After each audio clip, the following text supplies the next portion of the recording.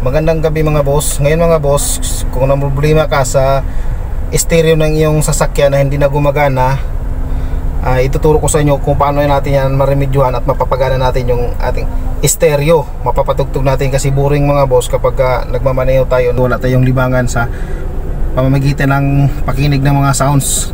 So ito yung ginagawa ko mga boss. So ito yung mga boss yung aking stereo ng aking sasakyan. So ito siya mga boss, di siya gumagana. Tingnan mo, i-on ko yung dashboard. So bumukas na siya mga boss, yung dashboard. Yan, bukas. Kaso nga lang, yan, hindi siya nagpa-power on. Pag binuksan yan, dapat gagana dito, mabubuhay dapat yung ating stereo. So sa ganong pamamaraan, so kapag ganito mga boss, boring, sira ang ating stereo.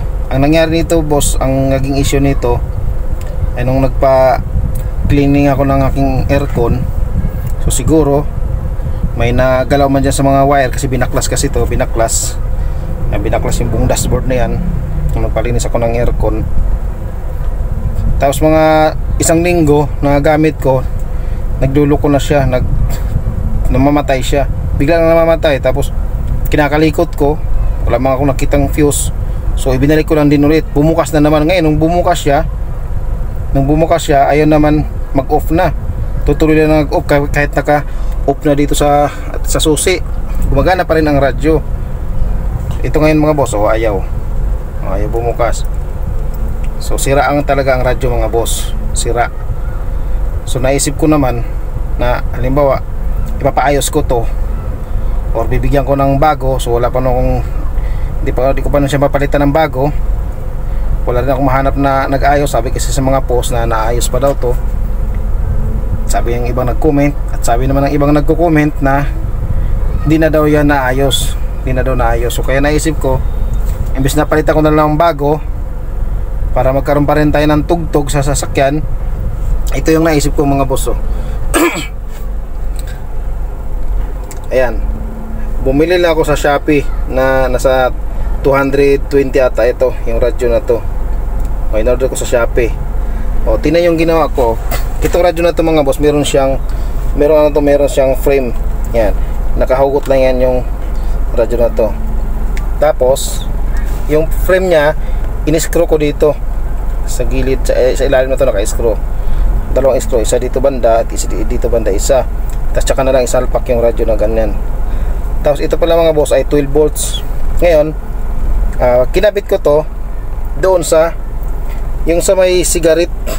Yan, doon siya nakakabit. Yan, nakailaw na yan. Meron kasi siyang switch nilagyan ko na siya ng switch. Pinalitan ko ng yung pang suksok na yan, pinalitan ko yung merong switch na pwede siyang mapapatay. Yan. Tapos ito, nakagana siya.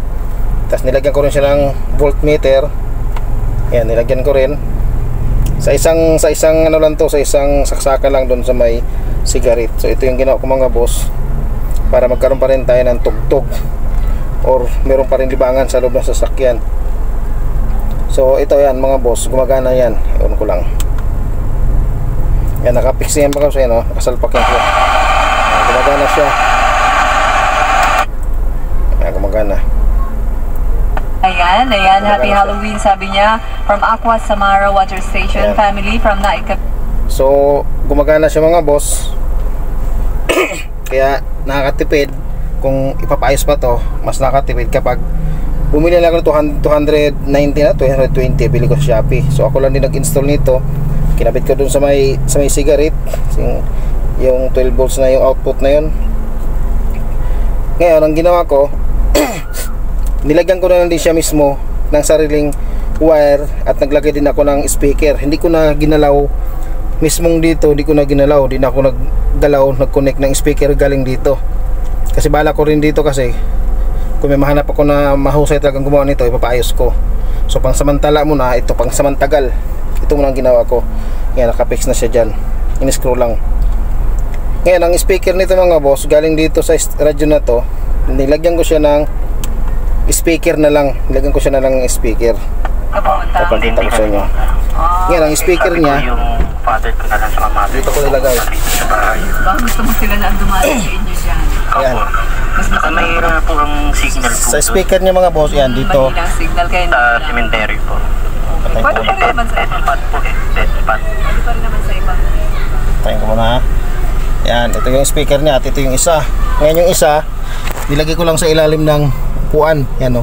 Ito bala ko pa ito lalagyan ng box para mas maganda ang tunog. Kasi di ko na, pansamantagal lang muna. Nilagay ko lang muna siya dyan. Ito yung wire niya. Sa ilalim ng driver seat. Ayan, dito ko na-connect. Tapos yung isa naman, ito, nakatawid dito. Ayan. Dito ko na din muna nilagay sa pintuan. Ayan o. Tinakpan ko lang. Ayan yung isa o. Pakita ko lang sa inyo para may idea rin kayo. Ayan. Ayan. Sa Bluetooth na speaker ko to na sira na yung speaker. Tinanggal ko lang yung mismong speaker niya. Sira na yung mismong kaha. At dito ko nilagay. Ayan. Huwag nyo muna pasamantala lang ito mga boss. Pansamantagal. Dito lang. Ito yung wire niya na connect. Gapang papunta dyan. Kaya meron siyang Kyla and Mike. Kyla and Mike. Opo. Shoutout sa inyo. Sige po. Thank you for tuning in. Maraming salamat, Josh. Alright. Magana siya. Okay, 5:35 ka barangay. At Tapos, yun, ayan yung isa. na-play din natin kanina ang Wherever You Will Go ng The Calling. Forever We Will. So yan mga boss, sana karoon kayong ideya. Karoon kayong idea. Yung bang meron tayong pansamantala muna na magagamit sa ating sasakyan. Ayan. Wala akong ginalaw dito sa mismong stereo niya, pati sa speaker. Wala akong ginalaw sa mga wire dyan. Nagkabit lang ako ng panibago. So yun, ito mga boss ay diskarte ko lang ito mga boss. Ngayon sishare ko lang din sa inyo kahit paano meron kayong magkaroon din kayo ng idea na pwede nyo pa rin malalagyan ng sounds yung inyong sasakyan. Wala akong ginalaw dito. Nagdagdag lang ako ng speaker. Nagdagdag ako ng stereo. Ang kaibahan lang nito ay wala siyang EM pati sa EM walang EM, meron lang siyang FM. Yan, meron siyang FM. Tapos meron sa USB. Ayan, lagyan ng USB. Tapos nilagyan ko na rin ng voltmeter. Ayan. So dito wala akong binago. Kapag gusto ko nang ipaayos to, papaayos ko na lang. Tsaka tagalin ko na rin to. So pangsamantagalan muna, ito muna. Ayan. Tapos nandito yung speaker sa may pintuan. Yun nga lang, ang speaker niya sa may pintuan ko nilagay, tsaka sa ilalim ng aking upuan. So ito na mga boss ha. Kahit pa paano, dagdag tips na rin sa inyo na pwede nyo rin gawa ng remedyo o diskarte na kung paano magkaroon pa rin na tayo ng tugtog sa ating loob ng sasakyan. Yan, sa pamagitan lang nito ay meron pa rin tayong sounds. Yan.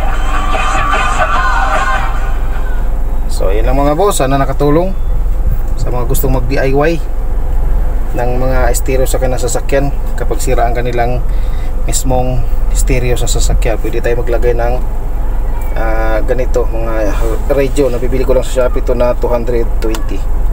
So yun lang mga boss, sana nakatulong ha. Itong aking binigay sa inyo na idea sa aking DIY na ginawa. So yun lang.